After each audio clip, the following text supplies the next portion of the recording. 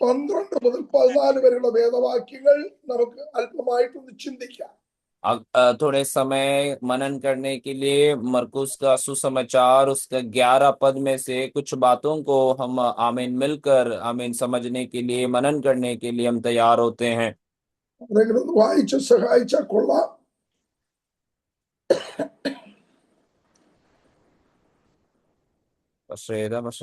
Mark mark 11:12. मरकुस की सुसमाचार 11 अध्याय उसका 12 वचन में इस प्रकार से लिखा है. दूसरे दिन जब वे बेतनिया से निकले तो उसको भूख लगी. वह दूर से अंजीर का एक हरा पेड़ देखकर निकट गया तो क्या जाने उसमें कुछ पाए, पर पत्तों को छोड़ कुछ ना पाया क्योंकि फल का समय ना था. इस पर उसने उससे कहा, अब से कोई तेरा फल कभी ना खाए. और उसके चेले सुन रहे थे. മതി. സ്തോത്രം. പിറ്റന്നാൾ അവർ ബഥാന്യ വിട്ടു പോരുമ്പോൾ അവന് വിശന്നു. അവൻ ഇലയുള്ള ഒരു അത്തിവൃക്ഷം ദൂരത്തു നിന്ന് കണ്ടു. അതിൽ വല്ലതും കണ്ടു കിട്ടുമോ എന്ന് വെച്ച് ചെന്ന് അതിനരികെ എത്തിയപ്പോൾ ഇലയല്ലാതെ ഒന്നും കണ്ടില്ല. അത് അത്തിപ്പഴത്തിന്റെ കാലമല്ലാഞ്ഞ്. അവൻ അതിനോട്, ഇനി നിങ്കിൽ നിന്ന് എന്നേക്കും ആരും ഫലം തിന്നാതിരിക്കട്ടെ എന്ന് പറഞ്ഞു. അത് ശിഷ്യന്മാർ കേട്ടു. മതി. ഈ പിറ്റേന്നാൾ എന്ന് പറയുന്നത് യെരുശലേം ദേവാലയത്തിൽ ഹോശന്ന പാടിക്കൊണ്ട് കഴുതക്കുട്ടിയുടെ പുറത്ത് യേശു കയറി വന്നതിന് ശേഷമുള്ള സമയമാണ്. और ये दूसरे दिन ये बात जब लिखा हुआ है, वो संदर्भ या वो अवसर इस प्रकार का था कि यीशु मसीह जो है गधे के ऊपर सवार होकर आमीन लोगों ने उसके सामने होसाना होसाना ये गीत गाकर यरूशलेम में वो विजय प्रवेश करने का वो अगले दिन था. അതിനുശേഷം യേശു ബഥാനിയയിലേക്ക് പോകില്ല. और उस प्रवेश होने के पश्चात जो है यीशु मसीह बेतानिया नाम का उस स्थान में वो जा रहा था. യേശുവിന്റെ കൂടുതൽ ജീവിതകാലത്തിൽ ഏറ്റവും കൂടുതൽ അത് സന്ദർശിച്ച ഒരിടമാണ് ബഥാനിയ. और यीशु मसीह के आमीन सेवा काल में सबसे ज्यादा यीशु मसीह जो है घूमा फिरा हुआ एक स्थान था बेथानिया नाम का ये स्थान. യോഹന്നാന്റെ സുവിശേഷത്തിലും ബഥാനിയയിലെ ഒരു കുടുംബത്തെ നമുക്ക് ഓർമ്മ വരുന്നുണ്ടല്ലോ. और यूहन्ना का सुसमाचार में नतानियल नाम का एक परिवार को आमीन यूहन्ना हमें याद दिलाता है. അതുപോലെ തന്നെ യേശുവിന്റെ പ്രവർത്തന സാഹചര്യങ്ങളിൽ ബഥാനിയെ കൂടെ അല്ലാതെ യേശുവിനെ പോകാൻ സാധ്യമല്ല. और साथ साथ यीशु मसीह के सेवकाई कार्यक्रमों में बेतानिया के अलावा आमीन उधर से होके गुजरे बिना यीशु मसीह कहीं और जा नहीं पाते थे. ഈ രാവിലെ സമയം നമ്മെ കൂടാതെ നമ്മുടെ കർത്താവിന് മുൻപോട്ട് പോകാൻ കഴിയത്തില്ല. और ये सुबह के समय हमें याद रखना है कि हमें छोड़कर प्रभु यीशु मसीह आमीन इस सेवकाई कार्यों में आगे नहीं बढ़ सकते हैं. ഈ ദിവസങ്ങളിൽ നമ്മൾ പ്രാർത്ഥിക്കുന്ന ഒരു വിഷയമുണ്ട്, എന്റെ ഭവനത്തിലൂടെ യേശു ഒന്ന് കടന്നു പോകണം. और आज इन दिनों में हमें प्रार्थना करने का एक विषय हमारे सामने होना है कि हे प्रभु मेरे भवनों में से मेरे घर के भीतर में से होकर आप गुजरे. ഞാൻ അധിവസിക്കുന്ന എന്റെ ദേശത്തൂടെ യേശു ഒന്ന് കടന്നു പോകണം. और मैं जिस स्थान में और मैं जिस प्रदेश में रहता हूँ उस स्थानों में से प्रभु यीशु होकर गुजरना है. ഞാൻ ആരാധിക്കുന്ന ആരാധന ഇടത്തിലൂടെ യേശു ഒന്ന് കടന്നു പോകണം. और मैं जिस स्थान में प्रभु की आराधना करता हूँ उस स्थान में प्रभु का उपस्थिति प्रभु होकर जाना है. കർത്താവേ, നിന്റെ സാന്നിധ്യമാണ് എനിക്ക് ആവശ്യം. അതുകൊണ്ട് ഞങ്ങളുടെ ഭവനത്തില് ഞാൻ പാർക്കുന്ന ഇടത്ത് ഞാൻ ആരാധിക്കുന്ന ഇടത്ത് അങ്ങ് കടന്നുപോയേ മതിയായുള്ളൂ. അങ്ങയെ ഞങ്ങൾ പ്രതീക്ഷിക്കുന്നു. और प्रभु से कहना है कि प्रभु आपकी उपस्थिति को हम चाहते हैं, इसलिए जिस स्थान में हम रहते हैं और जिस स्थान में हम आराधना करते हैं उन स्थानों में आप हमारे बीच में से होकर गुजरना जरूरी है. യേശുവിന് വിശന്നു എന്നവിടെ കാണുന്നുണ്ട്. और यहाँ वचन में पढ़ा है कि यीशु मसीह को भूख लगी. യോഹന്നാന്റെ സുവിശേഷത്തിൽ പറയുന്നു യേശുവിന് ദാഹിച്ചു എന്ന്. और यूहन्ना का सुसमाचार में यूहन्ना इस प्रकार से बताता है कि यीशु को प्यास लगने लगी. അതുകൊണ്ടാണല്ലോ യേശു ശമരിയ സ്ത്രീയിലേക്ക് പോയത്. और इसीलिए इसी कारणवश यीशु मसीह जो है सामरी स्त्री के करीब हो जाता है യേശു പടകിൽ കിടന്ന് ഉറങ്ങിയെന്ന് കാണുന്നു. और यीशु मसीह नाव के पिछले हिस्से में जाकर सो गए हैं, इस प्रकार से वचन में हम पढ़ते हैं. ഇതെല്ലാം നമ്മുടെ കർത്താവായ യേശു ക്രിസ്തുവിന്റെ ജഡത്തിൽ ഉള്ളതായ അനുഭവങ്ങളും ആണ് വിവരിച്ചിരിക്കുന്നത്.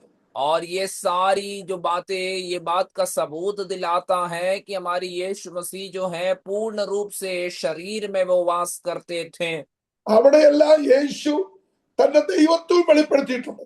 और वहां सब कुछ यीशु मसीह ने अपने उस देवत्व का अनुभव को भी उसने प्रकट किया है. യേശുവിന് വിശന്നപ്പോൾ യേശു അതെ ശിഷ്യന്മാരും നെൽക്കതിർ പറിച്ചു നിന്നു. അത് നെൽക്കല്ല, കതിർ പറിച്ചു, നെല്ലില്ല, കതിർ പറിച്ചു നിന്നു. और यीशु मसीह को जब और उसके चेलों को जब भूख लगी तो वचन में कहते हैं कि वो खेतों में से आमीन जो दाने हैं वो आमीन उन्होंने तोड़कर खाए, ऐसे बताया जाता है. യേശുവിന് അതെ ക്ഷീണം വന്നപ്പോൾ ശിഷ്യന്മാരുമായി പോയ പടകിൽ യേശു ഉറങ്ങിയെന്ന് കാണുന്നു.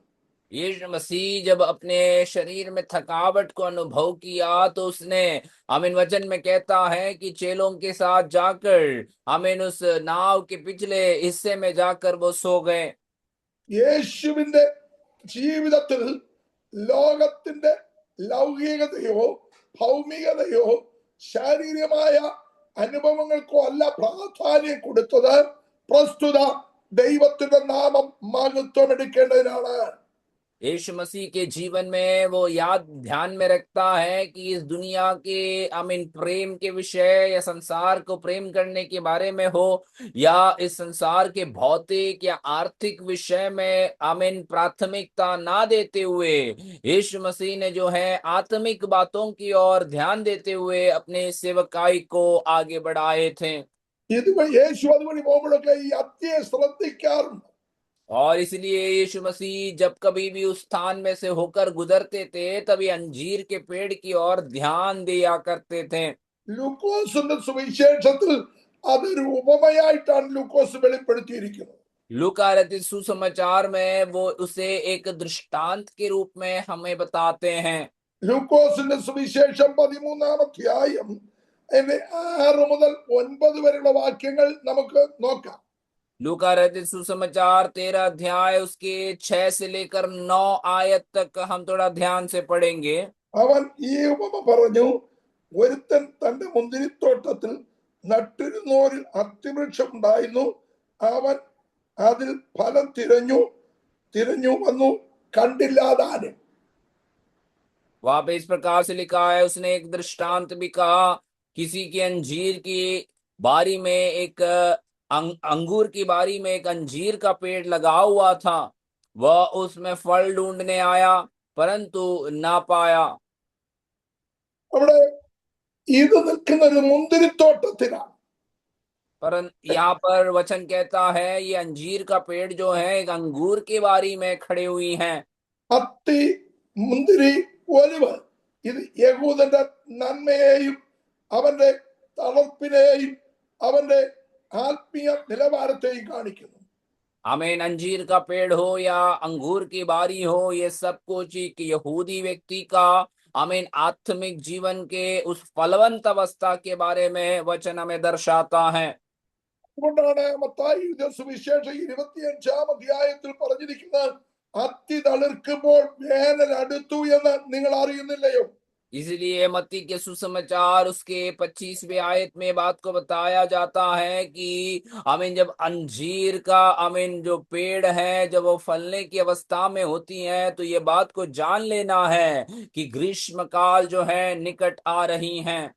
ഇതിന്റെ അർത്ഥം അത്തിയുടെ ഇലകൾ പൊഴിഞ്ഞ് അത് തളിർക്കുന്ന ഒരു അനുഭവം ഉണ്ട് എന്ന് ദൈവവചനം പഠിക്കുമ്പോൾ മനസ്സിലാക്കുന്നു. और इसके वजह से हमें बात को समझ में आना है कि आमीन जो अंजीर के पेड़ों में जब हरे हरे पत्ते निकलते हैं तो उसका फल आने का समय निकट आ रहा है, ऐसे मौसम और काल हमें बताता है. ഈ സമ്മർ സീസണിൽ അത്തിയുടെ ഇല പൊഴിയുക സാധാരണയാണ്. गर्मी के समयों में आमीन जो इस अंजीर का पेड़ होती हैं उसका जो पत्ते हैं वो सूख कर गिर जाने का एक समय होता है। അതിനുശേഷം അതിനെ നോക്കാമെങ്കിൽ ഉണങ്ങി നിൽക്കുന്ന കൊമ്പുകളായി നിൽക്കുന്നതായിട്ട് നമുക്ക് കാണുവാൻ കഴിയും. उसके पश्चात यदि उस अंजीर के पेड़ों को देखेंगे तो सिर्फ टहनियां और सूखे डंडे के समान वे आमीन उस प्रकार की अवस्था में वो दिखाई देते हैं। ചില ആഴ്ചകൾ കഴിയുമ്പോൾ ആ ഉണങ്ങി നിന്ന ആ കൊമ്പുകളിൽ നിന്ന് ചില തളിരുകൾ വരുന്നത് കാണുവാൻ കഴിയും. और कुछ हफ्ते बीत जाने के पश्चात उन्हीं आमीन टहनियों में जो है नए नए पत्तों को निकलते हुए फूटते हुए दिखाई देते हैं। അതിനോടൊപ്പം തന്നെ ചില ഫലങ്ങളും അതിൽ നിന്ന് വരുന്നത് കാണുവാൻ കഴിയും. और उसी के साथ साथ उसमें फल लगने वाली कुछ बातें भी उसमें दिखाई देने लगते हैं। ഇത് അത് ഇസ്രായേൽ ജനത്തിന്റെ യഹൂദ ജനത്തിന്റെ ശക്തിയെ കാണിക്കുന്ന और ये जो है यहूदियों का जो सामर्थ और बल को दिखाने वाली एक अवस्था को वहां पर दर्शाया जाता है। ഈ ദിവസങ്ങളിൽ നമ്മുടെ ജീവിതത്തിൽ ഇലകൾ വാടി കൊഴിഞ്ഞ് വിരൂപമായി നിൽക്കുന്നുവെങ്കിൽ ദൈവവൈതലേ നീ ശക്തിയെ പുതുക്കുവാനുള്ള സമയമാണ് എന്ന് ദൈവമക്കൾ മനസ്സിലാക്കണം. इन दिनों में यदि हमारे जीवन में पत्ते टूटे हुए सूखे हुए अनुभव में दिखाई दे रहे हैं तो प्रभु का वचन हमें ये बात को याद दिलाता है कि हमारे जीवन में उस सामर्थ्य को और बल को नए रीति से प्राप्त करने का समय निकट आया हुआ है। എന്റെ ജീവിതത്തിലെ കഴിഞ്ഞ നാളുകളിലെ അതേ ഭംഗി പോയി, ഇലകൾ കൊഴിഞ്ഞു, ഞാൻ വിരൂപമായി, എനിക്കിനി എഴുന്നേൽക്കാൻ പറ്റത്തില്ല, എനിക്കിനി മുൻപോട്ട് പോകാൻ കഴിയത്തില്ല, ആത്മീയ മണ്ഡലത്തിലും ഭൗതിക മണ്ഡലത്തിലും ഞാൻ വളരെ കഷ്ടം അനുഭവിക്കുമെന്ന് ഭാരപ്പെടുന്ന ദൈവവൈതനോട് ദൈവത്തിന്റെ ആലോചന പറയുന്നു, നിനക്കൊരു തണുപ്പിൻ ദിവസം വച്ചിട്ടുണ്ട്. और मेरे जीवन में जो है पहले से पहले के जैसा आमीन जो आनंद का समय है और पहले के जैसे जो आमीन फूलने फलने का जो अनुभव है वो मेरे जीवन से नष्ट होता जा रहा है। ऐसे आमीन हालेलुया निराश में बैठने वाले प्रिय लोगों, आपसे प्रभु का वचन इस प्रकार से संदेश देता है कि आपके जीवन में एक नए रीति से आमीन फल लाने का एक समय बहुत निकट आ चुका है। 2026 ഏഴാം മാസം വരെയും ഒരു തളിർപ്പ് നിനക്ക് കാണാൻ കഴിഞ്ഞില്ലെങ്കിൽ 2026 8ാം മാസം നിന്റെ ജീവിതത്തിൽ അറിയാത്ത ചില മുളകൾ വരുന്നുണ്ട്. ആ മുളകളോട് ചേർന്ന് ചില ഫലങ്ങൾ വരുന്നുണ്ടെന്ന് ദൈവാത്മാവ് വെളിപ്പെടുത്തുന്നു. और 2026 साल इस 7वें महीने तक यदि आपके जीवन में कुछ नयापन का अनुभव आप देख नहीं पा रहे हैं तो अगले समयों में आपके जीवन में जो है एक नए आमीन हालेलुया फलों को अंकुरित करने का समय, नए पत्थों को आमीन प्राप्त करने का एक समय निकट आ रहा है। ये प्रभु का वचन आपको संदेश देता है। ഈ ദിവസങ്ങളിൽ അനേകരുടെ മുന്നിൽ നാം ഒരു കൂത്തുകാഴ്ചയും ഒരു കോലവുമായി മാറിയാലും നമ്മെ അനുഗ്രഹിക്കുന്നവൻ അനുഗ്രഹത്തിന്റെ അതേ ഇലകളോടുകൂടി നമ്മെ നിറച്ച് നമ്മുടെ നിന്ന മാറ്റുന്നവനാണെന്ന് ദൈവത്തിന്റെ आत्माവിൽ വിളിച്ചു പറയട്ടെ. इन दिनों में प्रभु का वचन हमें याद दिलाता है कि प्रभु हमें आशीषों को देकर आमीन सामर्थ्य को देकर हमें आमीन नए अनुभवों के साथ जहां पर लोगों ने हमारी निंदा की वहां पर परमेश्वर का अनुग्रह के साथ प्रभु हमें ले चलने का समय निकट आ रहा है। എന്നാൽ ഒരു വേനൽ വരുന്നുണ്ട് എന്ന സത്യം മറന്നു പോകരുത്. और लेकिन ये बात को याद रखना है कि एक आमीन ठंड का समय निकट आ रहा है और उसे हमें भूलना नहीं है। ഈ തണല് ഈ അത്തിതണുത്ത് എന്തിനാണെന്നറിയാമോ? ഹല്ലേലൂയ, അനേകർക്ക് തണലേകുവാനാണ് എന്ന സത്യം മനസ്സിലാക്കിക്കൊണ്ട് ദൈവമക്കൾ ഈ ദിവസം ഉണർന്നെഴുന്നേൽക്കേണ്ടത് ആവശ്യമാണ്. और इस जो अंजीर के पेड़ नए रीति से फलने का समय क्यों है, यदि ऐसे पूछा जाए तो अनेक लोगों को आसरा देने के लिए, अनेक लोगों को सहारा देने के लिए परमेश्वर हमें उस प्रकार से तैयार कर रहा है, ये भूलना नहीं है। ഈ അത്തിയെ കുറിച്ച് നമ്മൾ പഠിക്കുമ്പോൾ സീസൺ ടൈമും ഉണ്ട്, അല്ലാത്ത തലപ്പഴം തലക്കനി വരുന്ന അതേ അവസരങ്ങളുമുണ്ട്. और इस अंजीर के बारे में हम जब पढ़ेंगे तो इसमें जो है आमीन इसका फल आने का समय भी होता है, और साथ साथ आमीन उसमें आमीन साधारण एक समय भी रहता है। പൂക്കാതെ തടിയിൽ നിന്ന് തടിയുടെ തോല് പൊട്ടി അതെ ഫലം പുറപ്പെടുവിക്കുന്ന ഒരു വൃക്ഷമാണ് അതെ അത്തി. और अंजीर का पेड़ इस प्रकार से है कि उसके जो टहनियां हैं उसमें से नए आमीन पुराने जो निकल जाते हैं खाल, और नए रीति से आकर उसमें फल उत्पन्न होने का एक पेड़ है ये अंजीर का पेड़। അതുപോലെ നമ്മുടെ നാട്ടിലും അറിയാം ചക്കയും അങ്ങനെ പൂക്കാതെ കായ്. और हमारे केरल में यदि आप ध्यान दें तो कटहल का पेड़ भी इस प्रकार से होती है कि उसमें बिना फूल आए उसमें फल निकल आते हैं। സ്തോത്രം. ഇതുപോലെ നമ്മുടെ ജീവിതത്തിലും പൂക്കളൊന്നുമില്ലെങ്കിലും ദൈവസന്നിധിയിൽ ഫലം കൊടുക്കുവാൻ നാം ഒരുങ്ങണം. और आज हमारे जीवन में भी ये बात को हमें ध्यान देना है कि हमारे अंदर ज्यादा कोई आमीन फूल हमें दिखाने के लिए ना हो तो भी फल उत्पन्न करने के लिए हमें तैयार रहना है। ലൂക്കോസിന്റെ സുവിശേഷത്തിൽ പറഞ്ഞിരിക്കുന്നത് ശ്രദ്ധിക്കണമേ. लूका का सुसमाचार में जो बताया गया है वो हमें ध्यान देना जरूरी है। ഒരുത്തൻ മുന്തിരിത്തോട്ടത്തിൽ അത്തിവൃക്ഷം നട്ടു. एक व्यक्ति ने जो है अंगूर की बारी में अंजीर का पेड़ को लगाया, അത് മുന്തിരിക്ക് എപ്പോഴും തണുപ്പ് ആവശ്യമാണ്. അതിന് और अंगूर की बारी के बारे में बोला जाए तो उसमें हमेशा उसमें ठंडापन का अनुभव उसे चाहिए होता है। അത് മുന്തിരിത്തോട്ടത്തിന്റെ നടുക്ക് നടാറില്ല. മുന്തിരിത്തോട്ടത്തിന്റെ ഒരു ചെറിയ സൈഡിലൊക്കെയാണ് ഈ വൃക്ഷങ്ങൾ നടാറുള്ളത്. और कोई भी जो है अंगूर के बारी के बीचों बीच कोई पेड़ को नहीं लगाते हैं, हो सकता है कि उसके किनारों में कहीं पर भी लगाते होंगे। യേശു അതുവഴി പലപ്പോഴും പോകാറുണ്ട്. और यीशु मसीह जो है कई बार उसी रास्तों में से होकर गुजर कर जाते हैं, ഈ മുന്തിരിത്തോട്ടത്തിന്റെ സൈഡിലൂടെ യേശു പലപ്പോഴും പോകാറുണ്ട്. और कई बार इस जो अंगूर की बारी के किनारे से यीशु मसीह कई बार होकर गए हुए हैं।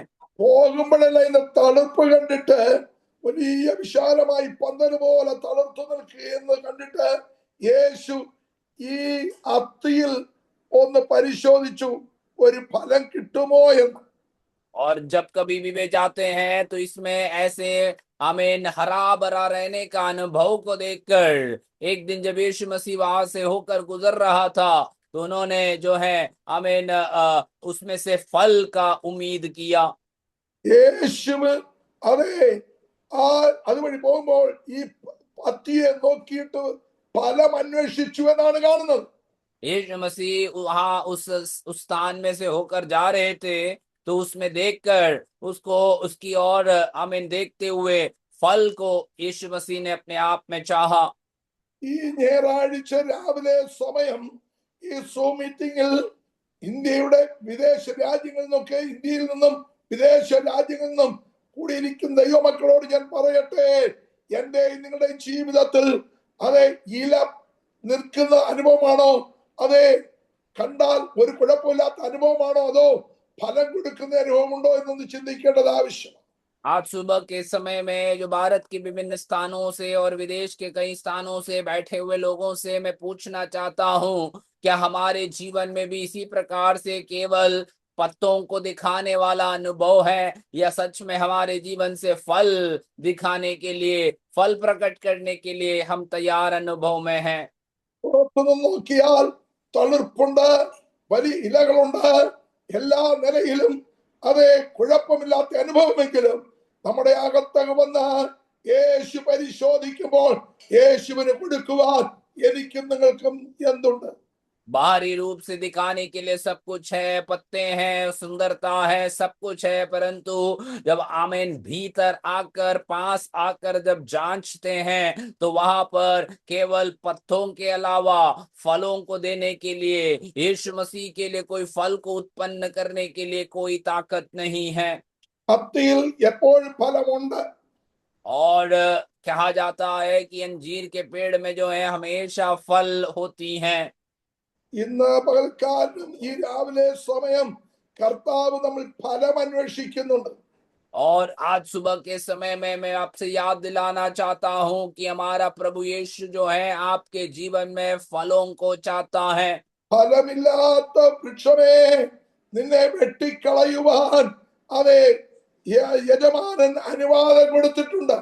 और फल रहित विष जो है उसे काट कर आग में डाल देने के लिए वो स्वामी ने उस खेत के आमीन रखवाले को अनुमति दे दिया है. പക്ഷേ ആ വേലക്കാരന്റെ സന്മനസ്സൊന്ന് മനസ്സിലാക്കണം. परंतु उस खेत के स्वामी जो रखवाला है उसका वो अच्छा मन को आप समझना जरूरी है. തോട്ടക്കാരൻ പറഞ്ഞ 3 വർഷമായി ഈ വൃക്ഷത്തെ ശ്രദ്ധിക്കുന്നുണ്ട്. और उस खेत का स्वामी इस प्रकार से कहता है कि मैं 3 साल से इस वृक्ष की ओर ध्यान दे रहा हूं. കർത്താവ് നമ്മളെ നോക്കിക്കൊണ്ടിരിക്കുക. और हमें याद रखना है कि हमारा परमेश्वर भी इसी प्रकार से हमारे ऊपर ध्यान रखते हैं.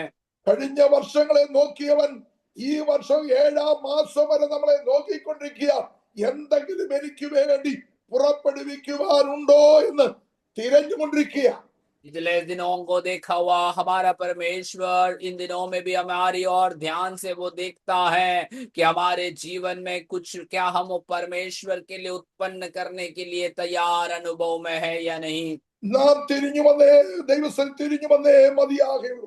हमें लौट कर आना जरूरी है. प्रभु की ओर हमें लौटना फिरना जरूरी है. ഇന്ന് നാം അനുഭവിക്കുന്ന കഷ്ടങ്ങളും വേദനകളും എല്ലാം നമ്മുടെ കുഴപ്പം കൊണ്ടാണ്, നമ്മുടെ ജീവിതം കൊണ്ടാണെന്ന് മനസ്സിലാക്കി തിരിച്ച് കർത്താവിന്റെ സന്നിധിയിൽ നിന്ന് ഫലം പുറപ്പെടുവിക്കേണ്ടത് ആവശ്യമാണ്.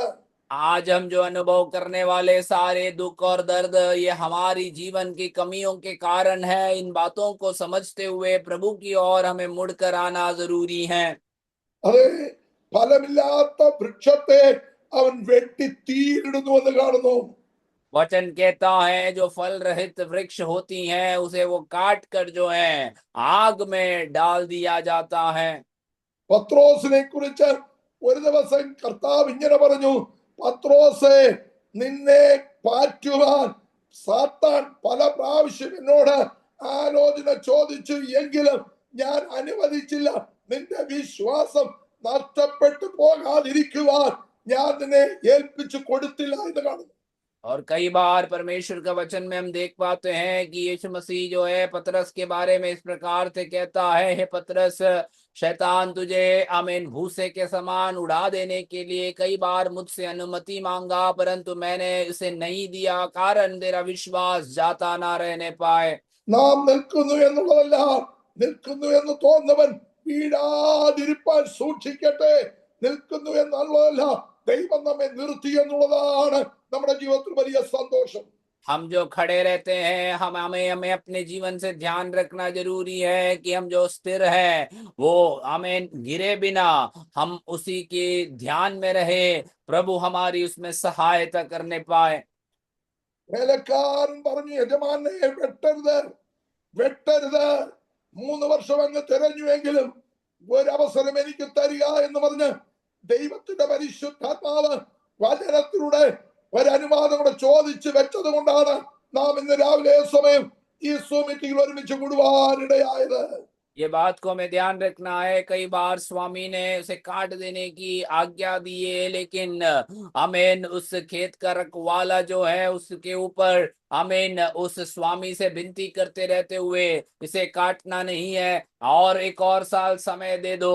आमीन इसी प्रकार का इंतजार के कारण आमीन हम में से कई लोग आज इस प्रभु की उपस्थिति में बैठ पा रहे हैं. കർത്താവേ, നീ അകർച്ചകളെ ഓർമ്മ വെച്ചാൽ ആർ നിന്റെ സന്നിധി നിലനിൽക്കും. हे परमेश्वर, यदि तू अपने हमारे अपराधों को यदि तू गिनता रहे तो आपके सम्मुख कौन स्थिर रह सकता है.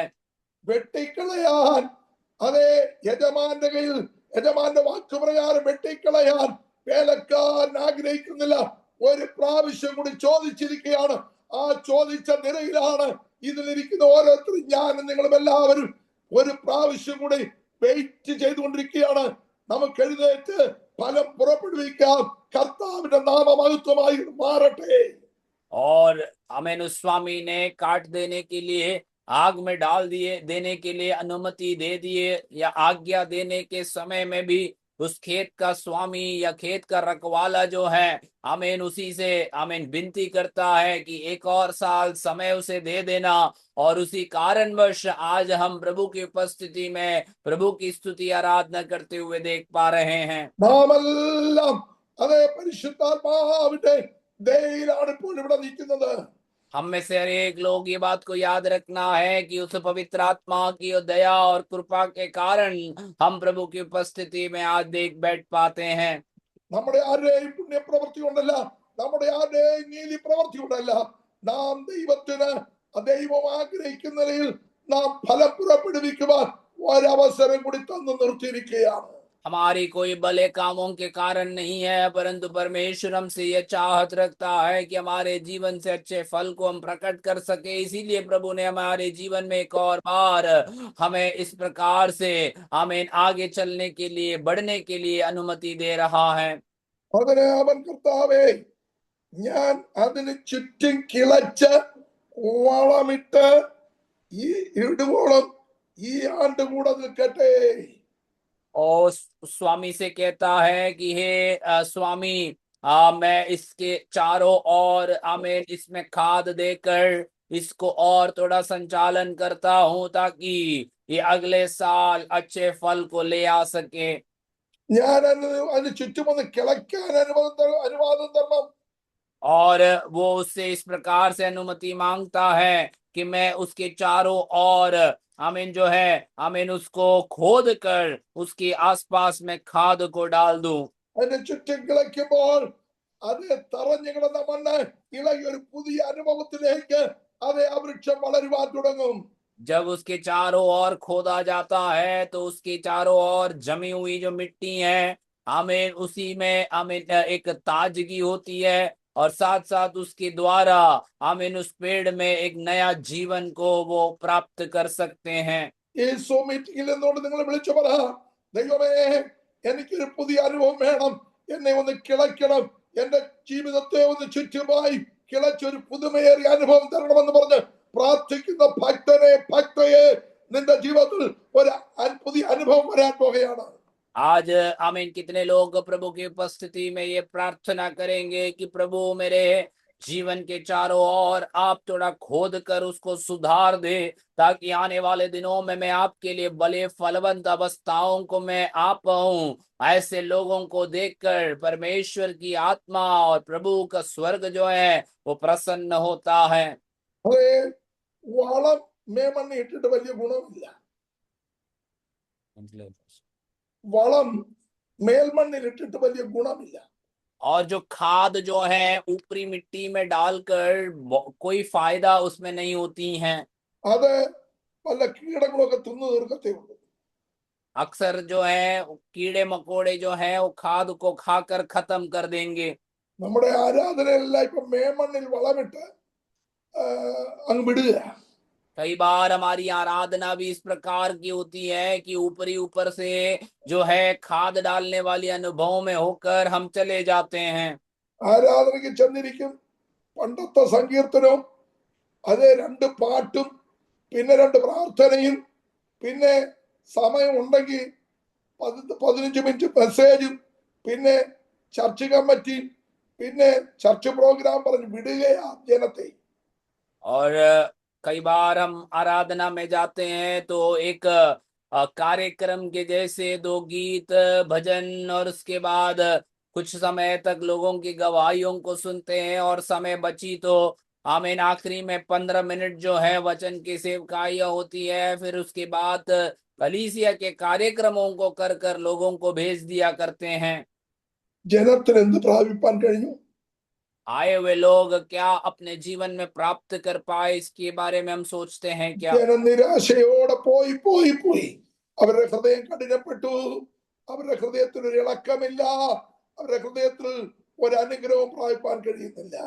और लोग जो है निराशा के साथ जाते जाते उनके हृदय जो है कठोर हो जाते हैं, उनमें कोई हलचल नहीं है, जीवन उनके अंदर देखा नहीं जा पाते हैं।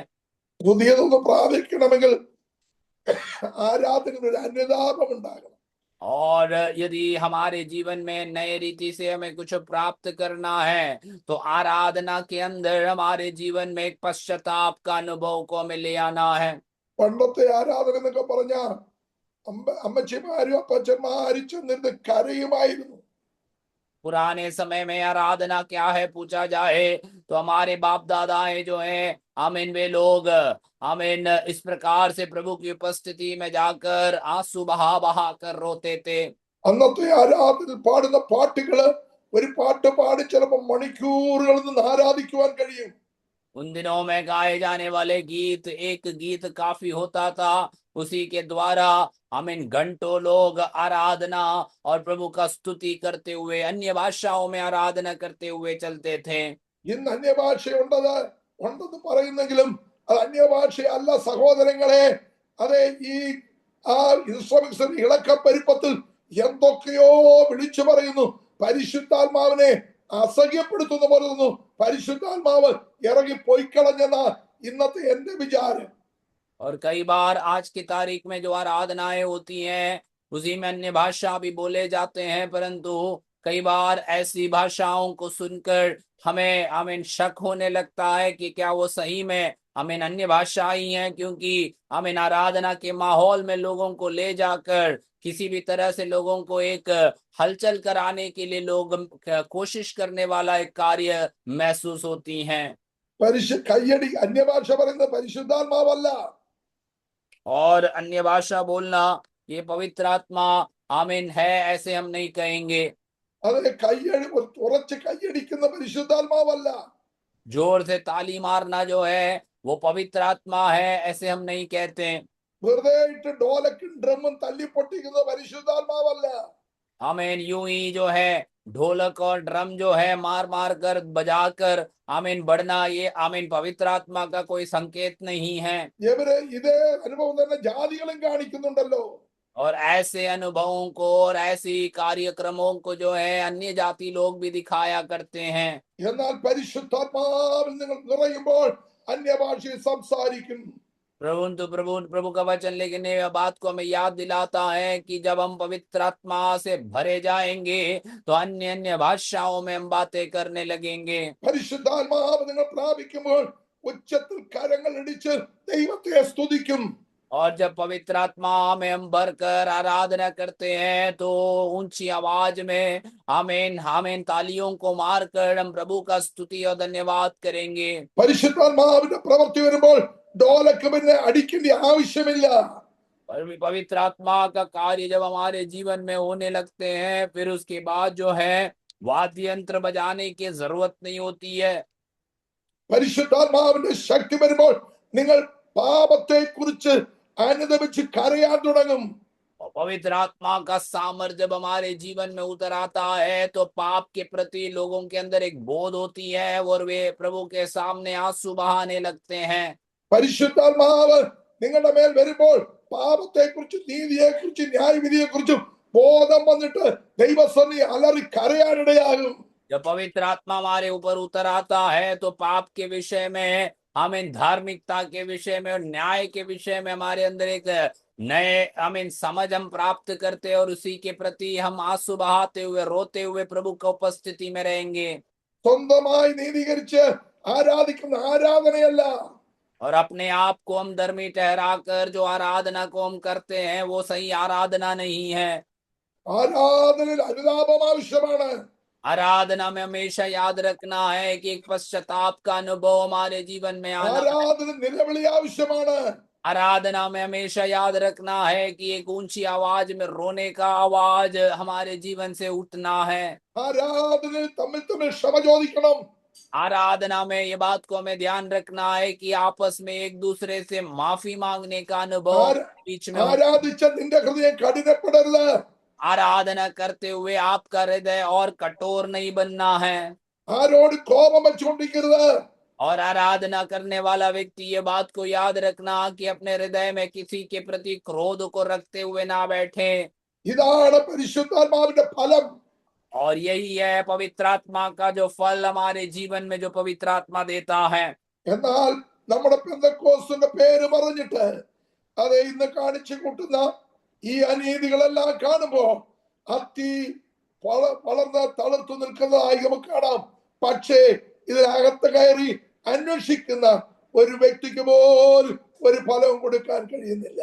परंतु इस प्रकार से पवित्र आत्मा के बिना कार्यों को करने वाला अनुभव से ये बात को हमें समझ में आता है कि दूर से देखे तो अंजीर का पेड़ हरा भरा अनुभव में रहता है, परंतु उसके करीब आकर जब उसे जांचते हैं तो उसके अंदर कोई फल नहीं है। ऐसी आज हमारी स्थिति बनती जाती है।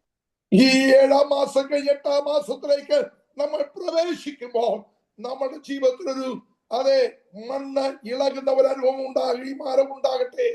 और इस 7वें महीने को छोड़कर 8वें महीने में जब हम प्रवेश करते हैं, हमारे जीवन में हमारी आसपास की जमी हुई मिट्टी को हमें एक हिलाने वाला, हमें उसको उखाड़ कर हटाने वाला एक अनुभव होने पाए। അതുകൊണ്ട് ഈ ദിവസങ്ങൾ ദൈവസന്നിധി അനുദപിച്ച് കരയുക, കർത്താവേ നീ ഒരു പുതിയ അനുഭവത്തിലൂടെ നടത്തണമേ. എന്റെ ജീവിതത്തിൽ ഇളകാത്ത മണ്ണുകൾ ഇളകട്ടെ, അതിന്മേൽ വെള്ളത്തിന്റെ നനവ് വരട്ടെ, അതിന്മേൽ അതേ വളത്തിന്റെ അമ്ലങ്ങൾ പിടിക്കട്ടെ, ആദ്യം മണ്ണൊന്ന് ശുദ്ധമായി മാറട്ടെ. इन दिनों में इसलिए अपने जीवन में हम मन फिराकर प्रभु की उपस्थिति में रोने वाली अनुभव में हम चले आए, क्योंकि हमारे जीवन के आसपास में जमी हुई जो मिट्टियां हैं उसको हिलाने में प्रभु की आत्मा हमारी सहायता करने दे। जहां पर कभी आमीन उस पानी का उस आमीन बूंदे पड़ी नहीं है, वहां पर उस पवित्र आत्मा का वो आमीन जल बरसने पाए और हमारे जीवन में एक नया ताजगी का अनुभव आने में प्रभु की आत्मा मदद करे। ഇന്ന് രാവിലെ സമയം നാം ഭാഗ്യവാന്മാരാണ്. കാരണം നമ്മുടെ ജീവിതത്തിൽ ഇന്ത്യയുടെ അല്ലെങ്കിൽ വിദേശ രാജ്യങ്ങളുടെ പല ഭാഗത്തിരുന്ന് ഒരുമിച്ച് ദൈവവചനം കേൾക്കാൻ ദൈവം നമുക്ക് അവസരം തന്ന ഭാഗ്യവാന്മാരായതുകൊണ്ടാണ്. और आज सुबह के समय हम प्रभु में धन्य लोग हैं, क्योंकि इस भारत के अलग अलग स्थानों से हमें बैठकर प्रभु की उपस्थिति में आराधना करने के लिए, प्रभु का धन्यवाद करने के लिए प्रभु ने हमें समय दिया है। इसलिए हम अपने आप को धन्य अवस्था में समझना है। നമ്മൾ ഭാഗ്യവാന്മാരാ. हम प्रभु में धन्य लोग हैं, കാരണം എല്ലാ ദിവസവും രാവിലെ സമയം അനുഗ്രഹിക്കപ്പെട്ട ദൂത് കേൾക്കാനായിട്ട് ഇടയാകുന്നു. और कारण यह है क्योंकि हर दिन सवेरे के समय आशीषित परमेश्वर का संदेश को हम प्राप्त कर पाते हैं। എന്റെ ചിന്ത എന്ന് പറഞ്ഞാൽ ഇതൊരു നമ്മുടെ സൂം മീറ്റിംഗ് തോമസ് പാസ്റ്റർ ചിലപ്പോൾ ദിവസങ്ങൾ പറയാറുണ്ട്. എനിക്ക് തോന്നുന്നത് ഒരു 4-5 വർഷമായി തോന്നുന്നു. और मैं इस प्रकार से समझता हूं कि इस जूम मीटिंग में कई बार हम इन रुकावट की बातों को बोलते हुए सुनते हैं। തോമസ് പാസ്റ്റർ ഇപ്പൊ എത്ര ദിവസമായി നമ്മുടെ സൂം മീറ്റിംഗ് ആരംഭിച്ചിട്ട്? और प्रभु का दास थॉमसन हमें कई बार ये बात को बोलते हैं कि कितने दिन हो चुका है ये जूम मीटिंग की आरंभ होते हुए। 2151 days. Praise the Lord, praise the Lord, praise the Lord. 2251 2151 ദിവസം അനുഗ്രഹിക്കപ്പെട്ട ദൂത് ത്രൂ ഔട്ട് ആയിട്ട് രാവിലെ നമ്മൾ കേട്ടുകൊണ്ടിരിക്കുക. और इस जूम का शुरुआत होते हुए 2151 दिन बीत चुके हैं और ये इतने दिन हम बहुत आशीषित संदेशों को हम सुनते आ रहे हैं। നമ്മളെ പോലെ ഭാഗ്യവാന്മാർ ആരുണ്ട്? हमारे जैसे और धन्य लोग और कहाँ पाए जाएंगे? എന്നിട്ടും നമ്മുടെ മൂടളകുന്നെങ്കിൽ പിന്നെ എന്താ ചെയ്യേണ്ടത്? इतना सब होकर भी यदि हमारे जड़ हम हिला नहीं पाते हैं तो हमें आगे हमारे ऊपर क्या करना आवश्यक है? നമ്മുടെ ദൈവവചനം കേൾക്കുന്തോറും നമ്മുടെ മൂട് ഇളകിക്കൊണ്ടിരിക്കണം. और जैसे जैसे हम प्रभु का वचन सुनते जाते हैं वैसे ही हमारे जड़ को हमें हिलाना है, एक ताजगी के अनुभव में हमें अपने जीवन को ले आना है। മണ്ണിളകിയെങ്കിൽ മാത്രമേ പുതിയ വേര് വരൂ. और मिट्टी खुल जाने से ही नए नए जड़ के जड़ जो है उस मिट्टी में जाने में अनुमति होती है। ഈ വളമെല്ലാം പിടിച്ച് ആ വൃക്ഷത്തിന്റെ മണ്ടയിൽ നോക്കാമെങ്കിൽ അത് തളിർപ്പും പൂക്കളും ഫലങ്ങളുമായിട്ട് നിൽക്കുന്ന കാണുവാൻ കഴിയും.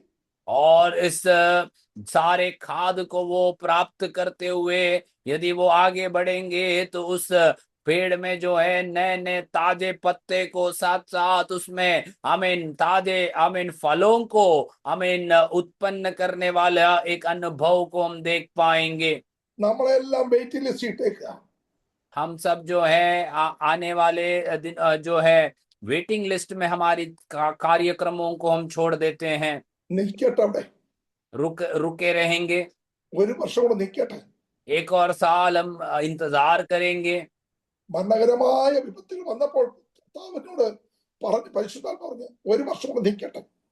और मरणहार परिस्थिति आए तो पवित्र आत्मा से कहते हैं कि एक साल और खड़े रहने दो।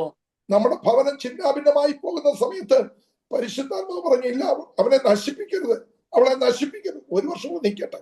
और हमारे घर परिवार जो है पूर्ण रीति से तितर बितर होने का एक समय आने के समय में पवित्र आत्मा कहता है एक और समय, एक और साल ठहरे रहेंगे।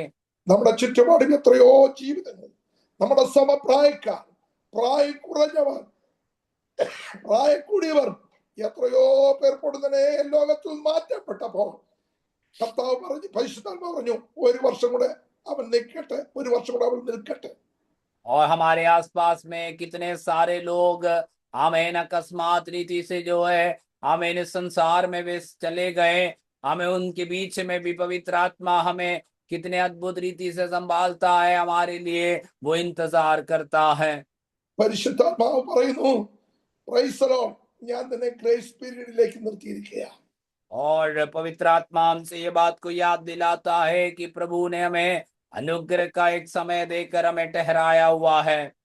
മരണപാശങ്ങൾ എന്നെ ചുറ്റി, പാതാള വേദനകളെ പിടിച്ചു, കഷ്ടവും സങ്കടവും ഞാൻ അനുഭവിച്ചു, എങ്കിലും യഹോവേ നീയല്ലോ എന്നെ നിർഭയം വസിക്കുമാറാക്കിയത്.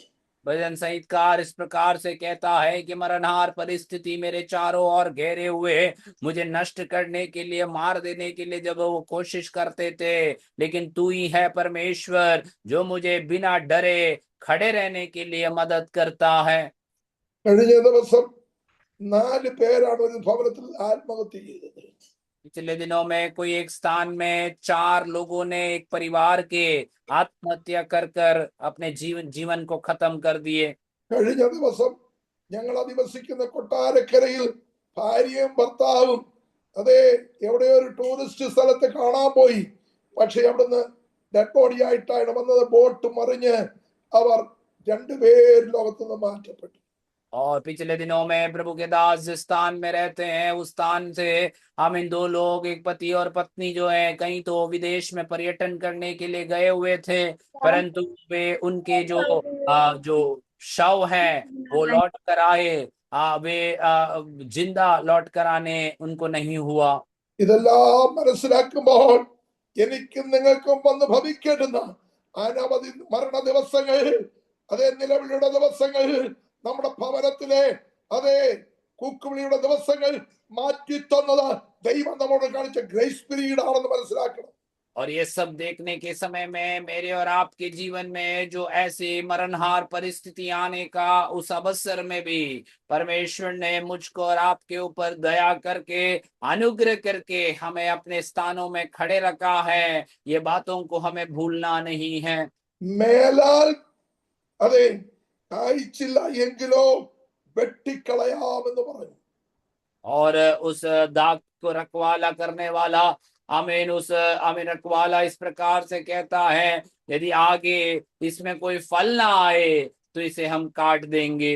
എന്നാൽ നാം വായിച്ച ദൈവഭാഗത്ത് കാണുന്നു, യേശു അത്തിയെ നോക്കി ശപിച്ചു.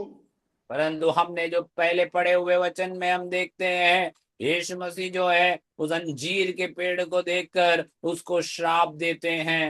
അവിടെ വ്യക്തമായിട്ട് പറയുന്നു, അത് അത്തിപ്പഴത്തിന്റെ കാലമല്ലായിരുന്നു. वहां पर बड़े स्पष्ट रीति से बताया जाता है कि वो अंजीर के पेड़ फलने का समय नहीं था। അതിന്റെ 14 വാക്യം പറയുന്നു, അവൻ അതിനോട് ഇനി നിന്നിൽ നിന്ന് എന്നേക്കും ആരും ഫലം തിന്നാതിരിക്കട്ടെ. और उसके 14वें आयत में इस प्रकार से कहा जाता है कि इस पर उसने उससे कहा, अब से कोई तेरा फल अभी ना खाए। Praise the Lord. അതൊരു ഭയപ്പെടുത്തുന്ന ദൂതാണ്. और ये जो है हमें डराने वाला, भयभीत कराने वाला एक संदेश है ये। അതെ, അല്പം ആശ്വാസം തന്ന് ലൂക്കോസിന്റെ സുവിശേഷത്തിൽ परंतु थोड़ा आश्वासन जो है लूका रचित सुसमाचार में उन वचनों में हम पढ़ते हैं, കൃപയാൽ ഒരു വർഷം കൂടെ നിൽക്കട്ടെ. अनुग्रह के कारण एक और साल उसको ठहरने दो। അഥവാ ഇനി ഫലം കായ്ച്ചില്ലെങ്കിൽ, മേലാൽ ഫലം കായ്ച്ചില്ലെങ്കിൽ നമുക്ക് വെട്ടിക്കളയാം. आगे आने वाले सालों में यदि उसमें फल ना आ रहे हैं तो उसे हम काट देंगे। ചില പ്ലാന്റേഷന് ചെല്ലുമ്പോൾ അവിടെ മരങ്ങൾക്ക് നമ്പർ ഇട്ട് വെച്ചിട്ടുണ്ട്. कई ऐसे वृक्षारोपण के क्षेत्र में जब जाते हैं तो वहां पर कई पेड़ों के ऊपर अंक लिखे हुए हम देखते हैं। ഏതാണ്ട് വനത്തിനടുത്ത് താമസിക്കുന്ന റാന്നിക്കാർക്കും ഒക്കെ അറിയാം ഈ മരത്തിന് നമ്പർ ഇട്ടേക്കുന്നത് എന്തിനാണ്. और जो जंगलों के सामने या वन वन ऐसे परिस्थितियों के सामने रहने वाले लोग ये बात को जानते हैं कि कई एक पेड़ों के ऊपर जो सरकार है अंक छापते हैं। അത് വെട്ടാൻ നിർത്തിയേക്കും. और ये जो है अंक इसलिए लिखा जाता है ताकि वो उसे काट कर निकाल दिया जाए। എന്റെ നിങ്ങളുടെ ജീവിതത്തിൽ നമ്പർ അടിച്ചിട്ടുണ്ടെന്ന് സത്യം മനസ്സിലാക്കി. हमारे और आपके जीवन में एक अंक चिपकाया हुआ है या अंक लगाया गया है, ये सच बात है। ഇവിടെ വെട്ടാൻ കാലാവധി ചോദിച്ചു വെച്ചിരിക്കുക. और यहाँ पर जो है उसे काट देने के लिए समय मांगा जा रहा है। വെട്ടിക്കളയാതിരിക്കുന്ന ദൈവത്തിന് കൃപയാ. और प्रभु ने हमारे ऊपर अनुग्रह किया कि हमें वो काट कर फेंक नहीं दिए।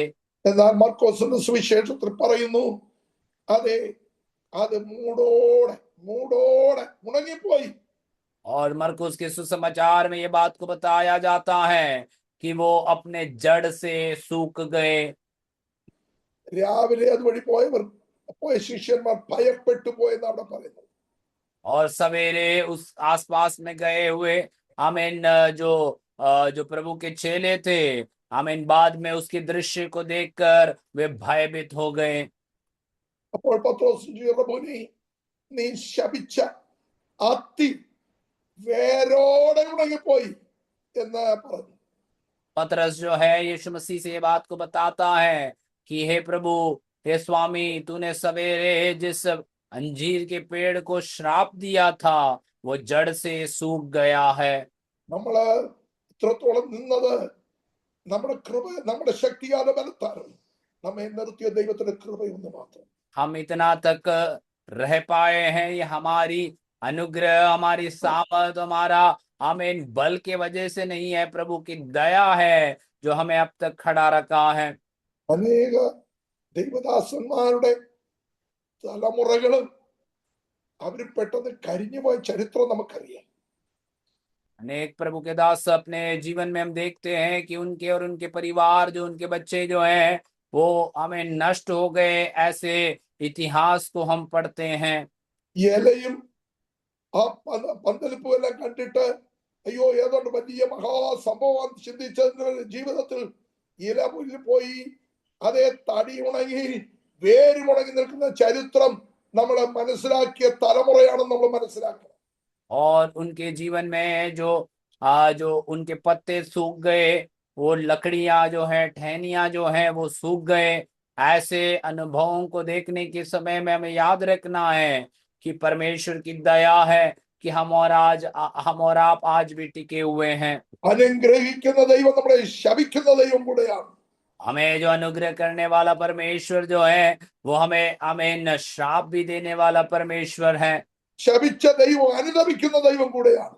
परंतु ये बात को भी हमें याद रखना है, वो प्रभु हमें यदि शाप देता है तो उसी के प्रति वो हमें तरस खाने वाला भी प्रभु है। അതുകൊണ്ട് നാം അനുദപിച്ച് ദൈവസനെ മടങ്ങി വരിക, വരുത്തുമെന്ന് പറഞ്ഞ അനർത്ഥത്തൊന്ന് വിടുവിക്കുന്ന ദൈവം ഇന്ന് പകൽക്കാലം അത്ഭുതം പ്രവർത്തിക്കാൻ പോവുകയാണ്. इसलिए हम प्रभु की उपस्थिति में लौट कर आए हमारे ऊपर आने वाले, हमें इन अनर्थ के बातों से पश्चाताप करने वाला एक परमेश्वर है हमारा प्रभु। तो इसीलिए हम प्रभु की उपस्थिति में आए। ആകയാൽ നമുക്ക് ഈ ദിവസങ്ങളിൽ ദൈവസന്നിധിയിൽ പ്രയോജനപ്പെടുവാനുള്ള ദിവസമാണ്. അനേക കാര്യം ഓർമ്മപ്പെടുത്തുവാണെങ്കിലും സമയത്തിന്റെ ദൗർലഭ്യം നമ്മൾ മനസ്സിലാക്കണമല്ലോ. ഇന്ന് നമുക്ക് ആരാധിക്കാൻ കടന്നു പോകണമല്ലോ. കർത്താവ് നമ്മെ ഈ വചനങ്ങളാൽ അനുഗ്രഹിക്കുമാറാകട്ടെ. इन दिनों में प्रभु के वचनों को हम समझकर प्रभु में हम आगे बढ़ने के लिए कोशिश करें। आमीन। सुबह हम सबको आराधना के लिए जाना है, इसलिए इन वचनों के द्वारा प्रभु हम सबको अनुग्रह और आशीष देने